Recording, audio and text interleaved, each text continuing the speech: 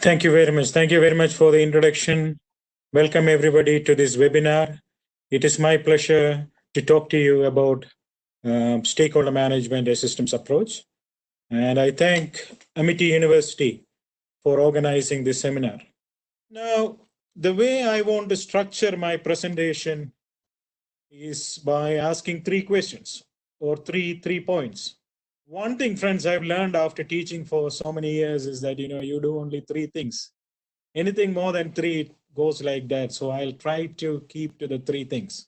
The first point is about stakeholder management, the what question. What is it? What do you mean by stakeholders? What is it? Why? The second question is about the stakeholder management, the why question. Why should a management, a business, an MBA, a BBA student, a faculty member who is teaching management or business, why should they know about stakeholder management? Why is it important? The why question. And thirdly, I would talk about the how question. How can you stakeholder management? And for that, I would like to bring a small case. I'm based in New Zealand and it is a small New Zealand case. I would like to use that case to illustrate a stakeholder analysis framework.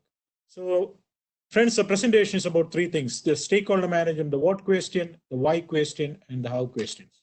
Let's start with number one, stakeholder management, the what question. What do you mean by a stakeholder? Or let me make it more direct.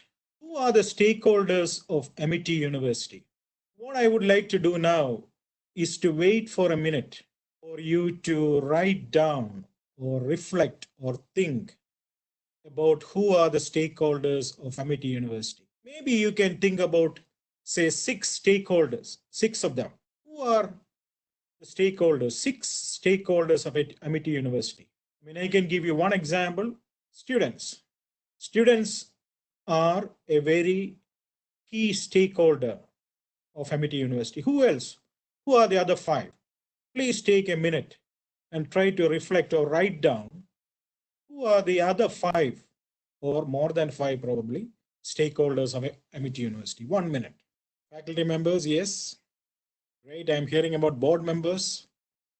Yep, the students are stakeholders, very good. Okay, so there are a lot of stakeholders. There are a lot of stakeholders. I asked you to write six. I already have about three answers. I'm sure you're thinking about it, you're writing about it. Parents, very good. But where do we stop? Where do we stop this idea of stakeholders? I sometimes ask, is he a stakeholder of this class? Is he a stakeholder of this webinar? How do we decide whether he's a stakeholder or not? Or I don't know, somebody said parents. How do we decide they are parents? They are the, parents are stakeholders of a university, So there is a boundary question, who are the stakeholders? Where do we stop? There are so many stakeholders. So just to answer that questions, let me, look at, yes, parents are external stakeholders.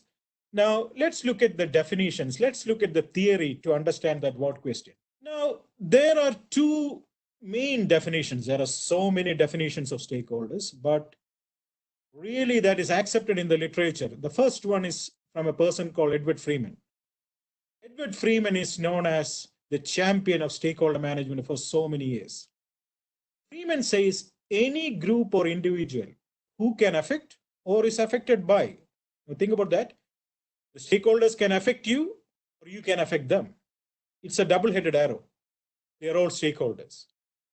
Any group or individual who can affect or is affected by the achievement of a firm's objectives. That's a very broad definition given by a champion of stakeholder management. In that case, everybody is a stakeholder. You think about a government mechanism, a government department, almost everybody in the community is a stakeholder. Now, at the same time, Clarkson, who is another expert in stakeholder management from Canada, Clarkson says, unless and until you have a risk, there is no stake. Two different approaches. One guy says anybody can be a stakeholder. The other person says, unless and until you have a risk, there is no stake. Now, this risk can be in many forms. The risk could be a financial risk. The risk could be a job, somebody's job. The risk could be something else. But here is another definition. Unless and until you have a risk, there is no stake. What's my point? My point is not saying that one thing is right or the other thing is wrong.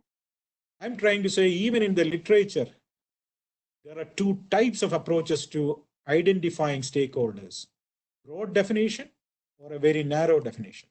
Now, the stakeholder literature, the theory of stakeholder literature started somewhere in 1963.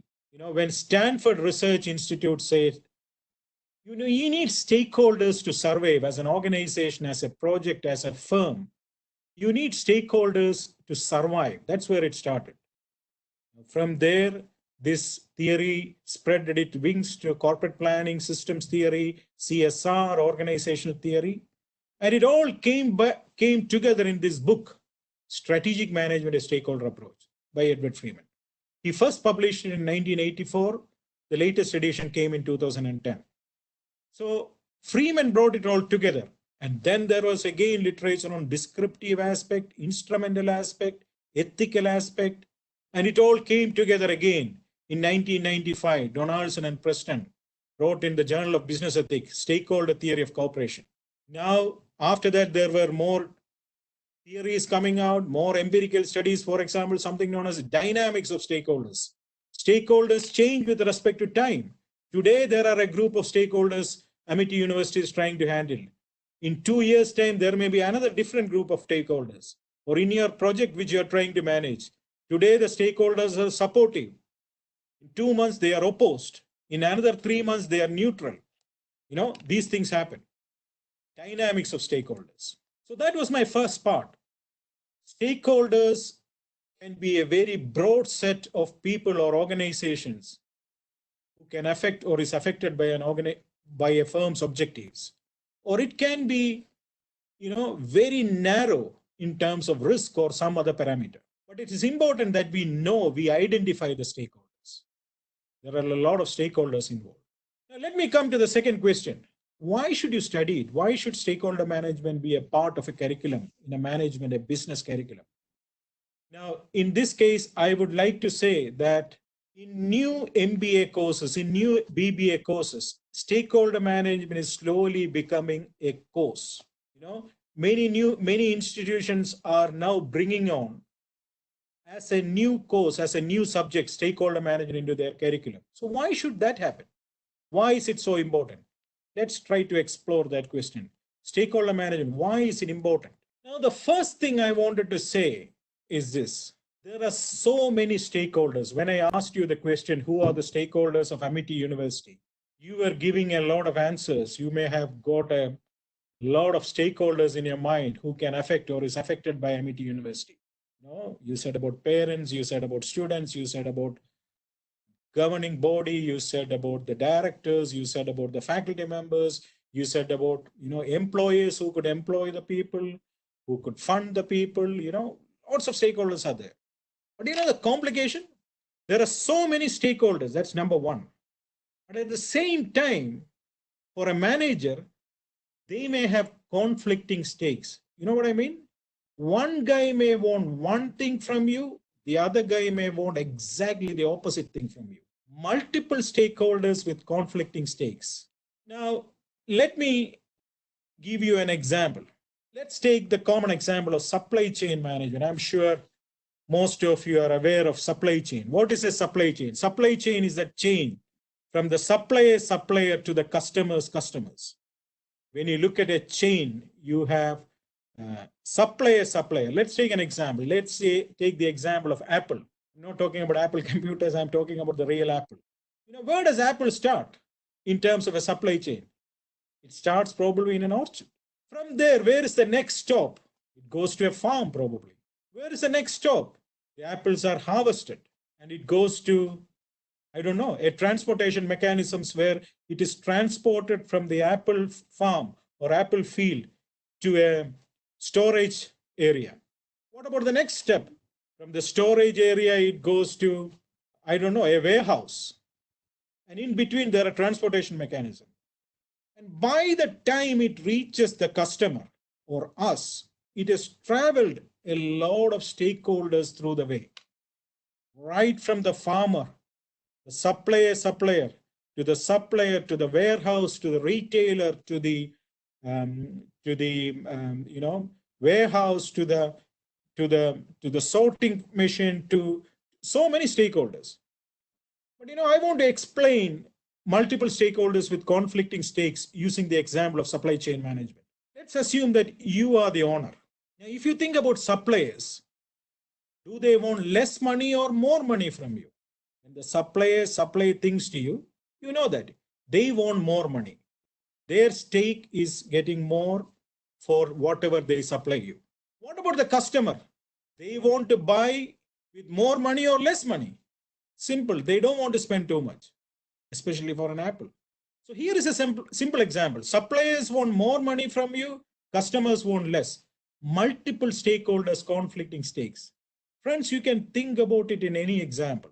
You will see situations where there are so many stakeholders, so many of them. And I'm pretty sure you will see that in Amity University too. There are so many stakeholders. And many a times, one person wants one thing, the other person wants exactly the opposite thing or something different. You are in the middle. You are trying to manage it as a manager. That's why, friends, stakeholder management is complex. Now, stakeholder management is not just complex, it is also dynamic. I want to present you a model which came in the Academy of Management Review in 1997, but after 1997, during the last 22 years or so, it is very heavily discussed in the management literature. Dynamics of stakeholders. Now, this model classifies stakeholders using three attributes: power, legitimacy, and urgency. Now, so here you are the main manager, you are the chief manager, the chief executive. Think that you have a lot of stakeholders. You look at a group of stakeholders and you think, it's your observation, your judgment, oh, they have power. They are not legitimate or urgent. They're just powerful. In this case, they are known as dominant stakeholders, number one. You look at another group of stakeholders and you think, oh, they are legitimate, but they are not powerful or urgent. They are number two, discretionary stakeholders. Similarly, you look at another group of stakeholders. In your opinion, they are urgent, they are powerful, they're not powerful or legitimate, but they have to be urgently dealt with. They are known as number three, demanding stakeholders. But some other stakeholders, in your opinion, have power and legitimacy. They are number four, dominant. And others have legitimacy and urgency, dependent. And in your opinion, there are some stakeholders who have both power and urgency, but not legitimacy. I like the name. They are number five, dangerous stakeholders. If you think they have all the three, power, legitimacy, and urgency, they are right in the middle, number seven, definitive stakeholders. And if you think they have no power, no legitimacy, no urgency, they are outside, number eight, non-stakeholders. Friends, my question is, what is so great about this model? What is dynamic about the model?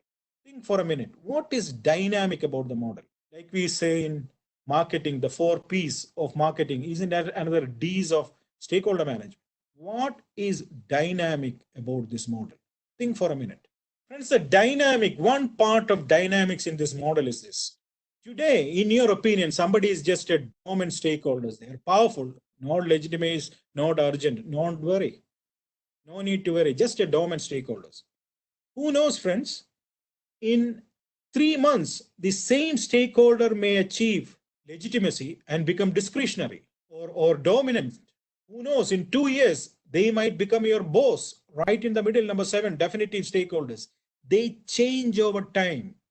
The salience, the power, legitimacy, and urgency change over time. That's why we should study about stakeholder management. Stakeholder management is not just complex, it is also dynamic. I'll tell you one example before I move on. African National Congress, ANC, how many years back? I think about 30, 40 years back, was classified as number 5, dangerous stakeholders, by the then apartheid regime in South Africa. Dangerous stakeholders. Why dangerous stakeholders? They had power. The power was coming from a man known as Nelson Mandela. He was in jail, and the power was coming from all over the world. They were urgent. African National Congress was urgent. Why were they urgent? Because they were on the streets. The white regime had to deal with it immediately, urgently. But in the opinion of the white regime, they were not legitimate. Therefore, they were dangerous stakeholders, I don't know, 30 years back, 40 years back. What about today? Today, they are no more dangerous stakeholders. They are definitive stakeholders. They are in power. Right now, they are in power, African National Congress. They are very legitimate. There is no question about black or white. And they are urgent because they are in power. Now, that's an example of dangerous stakeholders becoming definitive stakeholders. Let's move on. I just want to finish my second session by saying, why should you as a student, as a faculty member, learn about stakeholder management? Because it's a hot topic in management. There are a lot of theoretical developments. There are a lot of applications in tourism management, R&D management, wine industry, wildlife, TQM, logistics, manufacturing, healthcare. It's a state of explosion. People are really learning about stakeholder management. So it's important for a management student, a business management student, or a faculty member, or anybody who's interested to learn about stakeholders. It's a very relevant, hot topic. That was my second question. Why question? You should learn about stakeholder management because it is complicated. It's not a simple problem. It's a complex problem. It is not just complex, it is also dynamic. And finally, it is a hot topic in the literature, not just in application, also in theory. Let's move on to my third part, which is the how questions. How do we do it? Now, I want to share a case with you to look at the how question. Okay. The case is a New Zealand case. I am based in a city called Wellington. Wellington is the capital of New Zealand. So New Zealand has basically mainly two islands, the North Island and the South Island. I'm in the southern tip of the North Island, Wellington. And we have been planning a highway, a motorway from the north of Wellington. So Wellington towards Auckland. A small part of that particular. So we've been planning it for so many years. I want to tell you that story. The highway is known as Transmission Gully Highway or Transmission Gully Motorway. Transmission Gully Motorway is basically a transport infrastructure project which is managed by the Wellington Regional Council. Unfortunately, or fortunately, the discussion has been going for so many years. The idea of this new highway, the idea of this transmission gully started in 1915. Think about it, almost 100 years or more than 100 years back, the transmission gully idea was born. This is just a highway. The New Zealand government surveyed the possibility of this road, that time known as Paikakariki Hill Road. There was a surveyor who was supposed to survey about this road, or government surveyor, look at the measurements and boundaries and so forth. This guy lost his way. And he went to a wrong part and said, this is transmission gully for you. Friends, from the very beginning, there was something wrong. In 1938, New Zealand was celebrating its centennial, celebrating its centenary. So at that time, there was a minister. The Minister for Works in New Zealand advised the government engineers, let's build a new highway. The government engineers said, no, don't go for it. It is not stable. There are issues with it. But he said, no, let's go ahead with this new road. Now, if you take a step back, who are the stakeholders you can see right now? There is the New Zealand government. There is that poor surveyor who lost his way. There is a minister who is in charge of the road. There are the government engineers. As somebody said, these are internal stakeholders. Now, I asked you, where does it stop? Who are the stakeholders? Here is another story. In 1940, the United States Army was camped near Wellington in a park. They knew our place, Wellington, is well known for so many things. One of them is earthquake. We have so many earthquakes here. I still remember, I came to this country about 21 years back to do a PhD. And I was on the 9th floor of a building, first or second day after I came. I was working with my supervisor in his office, and I'm in my office, and we were working. It was about 7 o'clock in the evening, and there was this earthquake. It was about 7 p.m. I'm on the 9th floor of a building. I ran for my life. But while I was running, I saw my supervisor simply working like that. I told him, sir, run, there's an earthquake. He said, shut up, go back and work. This is very common here. So earthquakes are very common in Wellington, or in New Zealand for that matter. United States Army knew that. They knew that if there is a major earthquake, that's it. They have no other roads. So they said to the New Zealand government, we will fund this transmission gully motorway for you, and we will build it for you. We'll construct it for you. And what did the New Zealand government say? Not interested. Here is another stakeholder for you. Who would have thought a small highway in New Zealand, down south, end of the earth? Why is the United States Army interested? See, stakeholders can be anybody. We really do not know. It depends on the situation. It depends on the problem which you are facing. I'm mindful of the time, so I'm going to move a little bit faster. Then there was other stakeholders coming in. There was a Ministry of Works and Development, and there was a citizen action group. The citizen action group said we have to save a small inlet, a water inlet. They formed a committee. See, community as a stakeholder. That's interesting. Community becomes a stakeholder. I want to bring in another group of Transmission Gully Action Council. This is again community stakeholders. What is their stake? They want to build it as soon as possible because they are really affected very badly by the traffic in that place. So the community says we want this as soon as possible. Let's move a little bit more forward. I want to bring in another stakeholders. 2000 environmental stakeholders. Environmental stakeholders oppose transmission gully. They don't want transmission gully. And somebody think why? Why are environmental stakeholders, why do they oppose new roads? Let it be in India, let it be in New Zealand, let it be in Australia. They oppose new roads. Why do they oppose new roads? Why are environmental stakeholders against new motorways, new roads? Friends, one of the main reasons, I know there are several reasons, it affects the environment, you have to affect communities, all those things. That they are all reasons. But the other reason is they don't believe. Why do you construct new roads? To solve traffic congestion, isn't it? There's a lot of traffic. To solve traffic congestion, we construct a new motorway or a new road.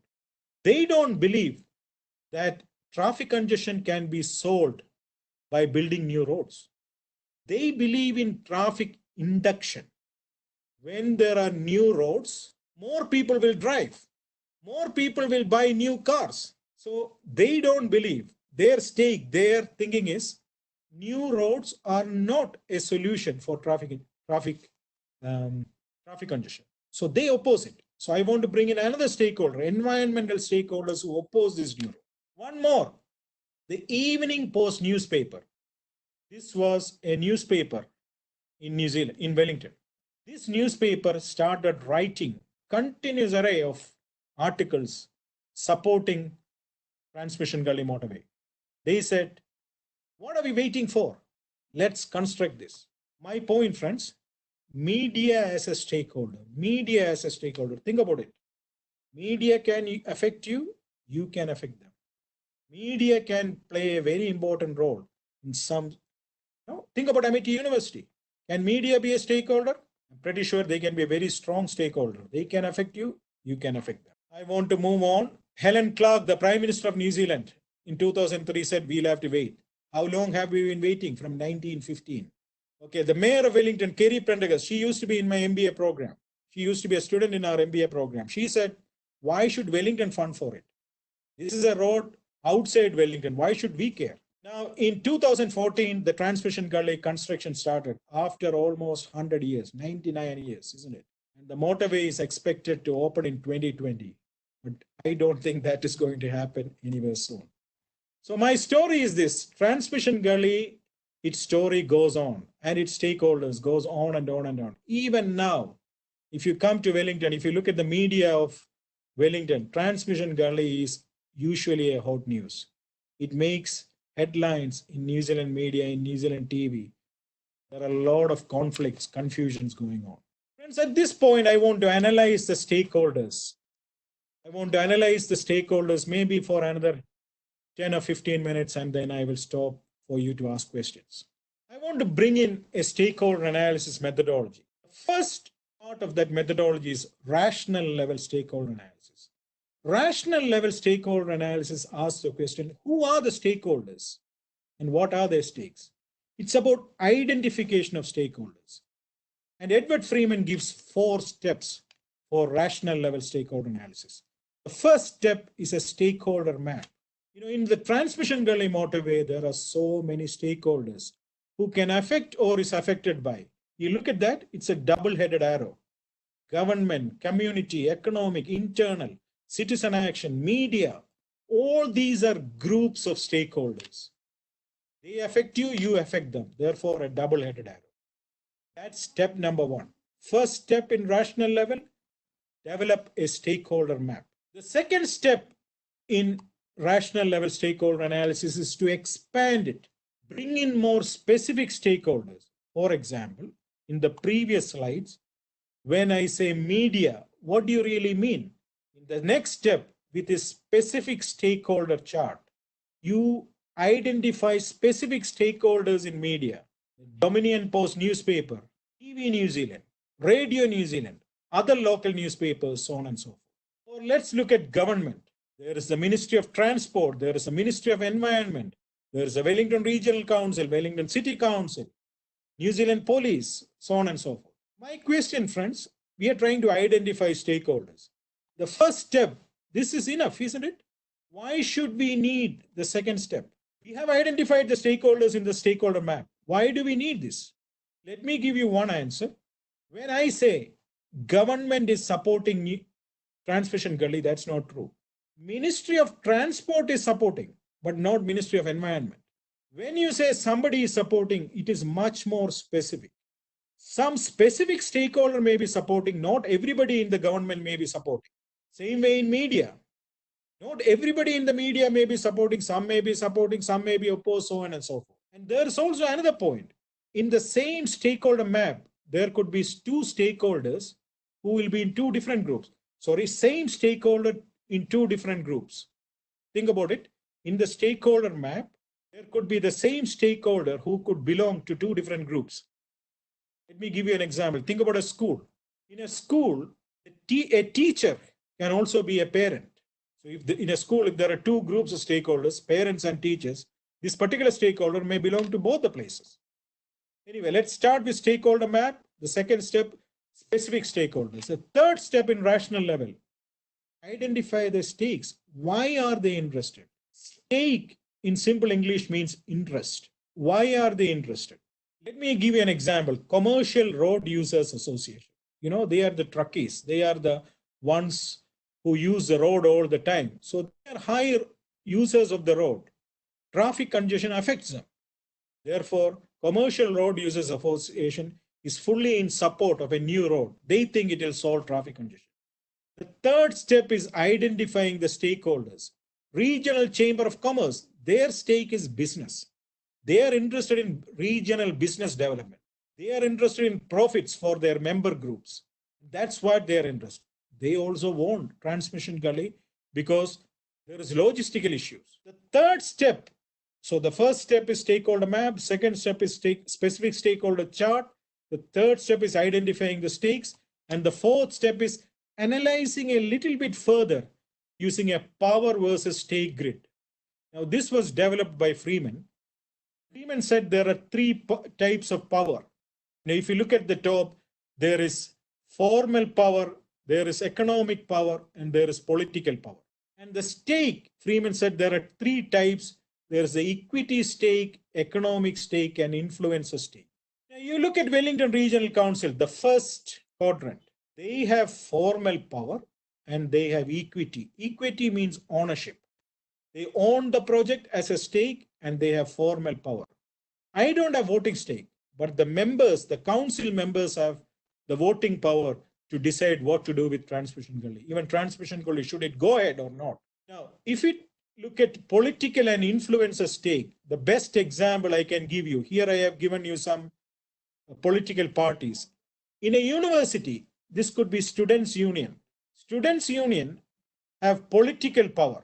And what type of interest? Influencer interest. So they will come in the last quadrant, in the right-hand bottom quadrant. They have political power and influencer stake. What is power versus stake grid? It helps you in classifying your stakeholders. Okay, so that's rational level stakeholder analysis. The next level is process level stakeholder analysis. Process level is basically about what are the processes? What are the processes you use as an organization, consult, to communicate, to deal with your stakeholders? How do you communicate? How do you consult with your stakeholders? Is this process or are the processes efficient? I repeat that. What are the processes which an organization use to consult, to communicate, to deal with your stakeholders? Are the processes efficient? I'll put you this question to Amity University. What are the processes which Amity University uses to consult, to communicate, to deal with potential employers or alumni? How efficient is the process? No, I don't want to answer. This is an answer for you to find out, you to analyze.